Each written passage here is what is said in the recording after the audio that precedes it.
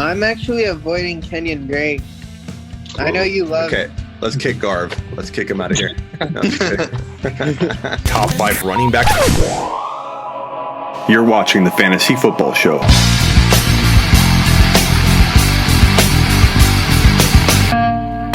Smitty! Take a lap. Garv, watch your mouth, but please continue. Okay, I'm explain yourself. Drake because he's never been a workhorse in his life before, and he only got the opportunity once Chase Edmonds went down and David Johnson went down. So it took 2 injuries for him to get the opportunity, and they only used a transition tag. So that doesn't give me confidence to say that the team is 100% in on him yet. I think that tag is pretty hefty. It's an $8 million 1-year deal, though. He was commanding about 10. So I know he's not getting the multiple years, but he's getting about what he would have got if he had went to free agency and gotten a per year deal at $10 million per year. Mm-hmm. But I think that I respect the opinion, and don't take everybody's advice and use it to help guide your own instincts and stuff. But for me, man, it's like that argument doesn't hold a lot of water because yards per carry has been great his whole career. He was misused entirely in Miami, and as every running back is misused in Miami, and it's a place for players to just waste away. But then you look at the fact that the Cardinals went and traded for him, and I wouldn't say that it took injuries for him to get a shot. They went after him and they immediately used him, and from I think it was week 9 on, he was the workhorse. So I also think it's funny and Garv, I'm not necessarily going at you.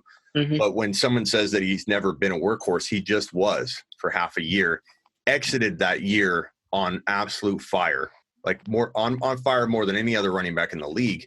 Because if you look at those last 3 games, he literally was on pace for 37 TDs and 1,900 rushing yards for those 3 games. That's not a good sample to pull from. Damian Williams also had a similar stat line in 2018. Correct. But it's a different situation because the Cardinals are behind him.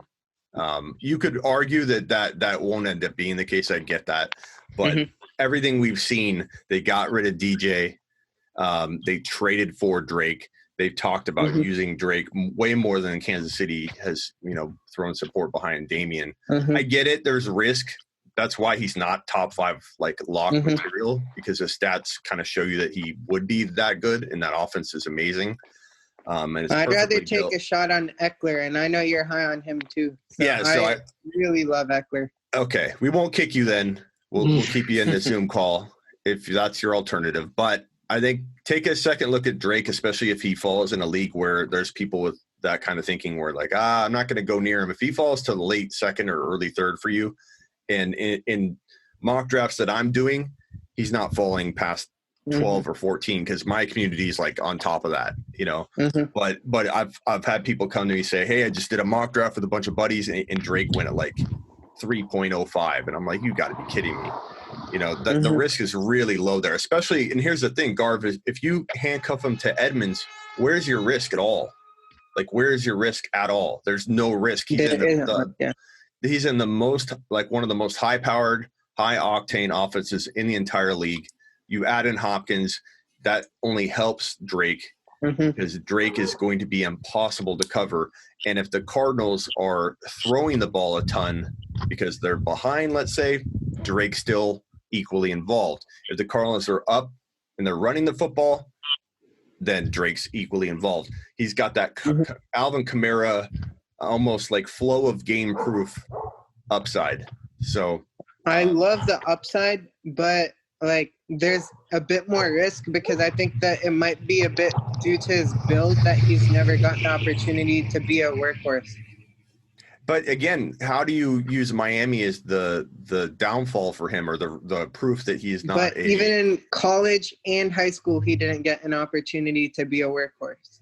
Yeah, well, because Alabama carries 4 backs. Yeah, that's true. I think it's a pretty. Josh Jacobs was a backup, and I would definitely call him a workhorse type guy this year. Yeah, sometimes, Garv, we don't have a whole lot of history to go on just the eye test. For me, the eye test screams this guy in this offense. You can't separate situation from player. You can't take Arian Foster, for those of you that even played fantasy football back then in 2010. Mm-hmm. Arian Foster was the man. And you could not take him and remove him from that Houston Texans offense. He was, that was him. He was the whole package. It was situation meets talent. And Drake is in exactly that situation. He's got the talent that I think would thrive almost anywhere except for Miami.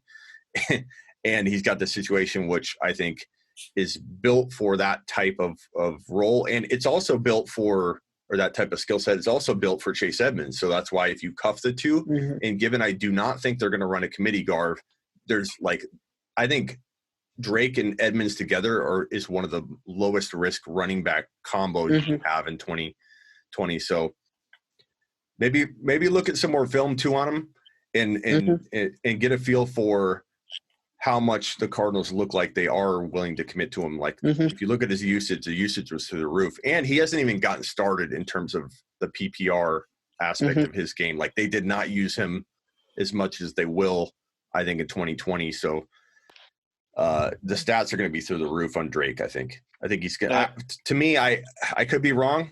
I was wrong about a lot of things last year. We all are.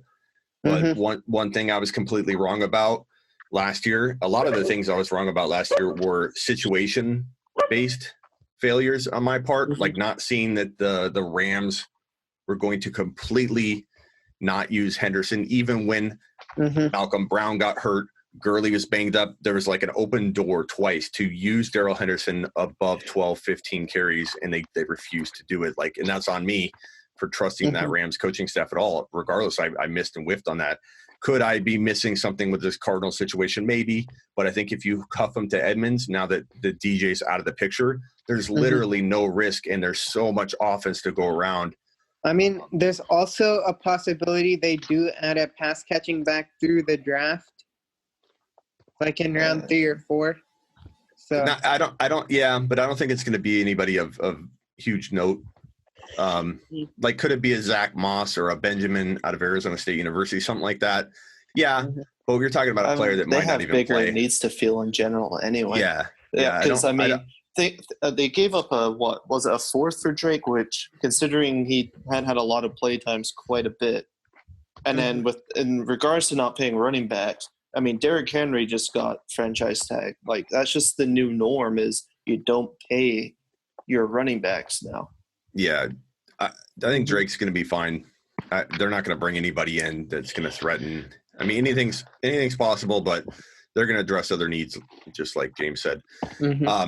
But again, Edmonds is the key to your concerns, Garv. If you had Edmonds and Drake together, what risk is there? There is none. And Edmonds looked fantastic during his one game, and then he got hurt. He had like 3 TDs. It's the offense, they're both very, very uniquely capable of thriving in that specific environment. So whichever one's in there is going to thrive. Just like Madison and Cook, it's not going to matter really who's in there. Madison's got so much potential, and the same with Tony Pollard. Tony Pollard, Madison, Edmonds, these are 3 of the top handcuffs. Yeah, Pollard's people were drafting Pollard in the 3rd round last year when they knew that Zeke Elliott may only hold out. I think it was 5 to 7 games was the thinking. He may hold out 8 games, but it was probably more like 4 or 5. Everyone was guessing, but even with that threat of Zeke coming back sooner, people were taking Pollard in 3.5, 3.7, 3.8 type range. That shows how much people loved him in that offense, and people are going to forget. A lot of disappointment occurred when people had invested in him, and then Zeke came back. Top 5 running back. You're watching the Fantasy Football Show.